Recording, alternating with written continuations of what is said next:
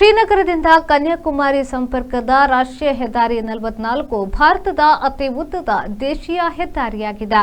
ಹಿಂದೆ NH7 ಆಗಿದ್ದ ಇದು ಆ ಬಳಿಕ NH44 ಸಂಖ್ಯೆ ಪಡೆದಿದೆ. ಈ ಹೆದ್ದಾರಿಯು 3745 ಕಿಲೋಮೀಟರ್ ಉದ್ದವಿದೆ.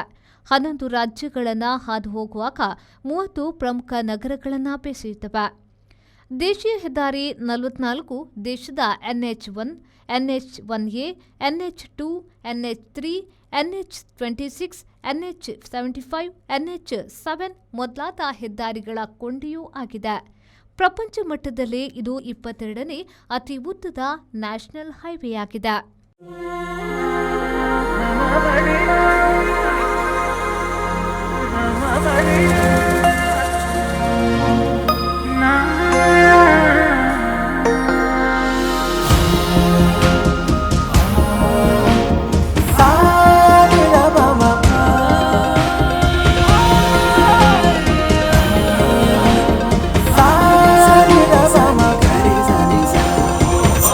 VNR Gold.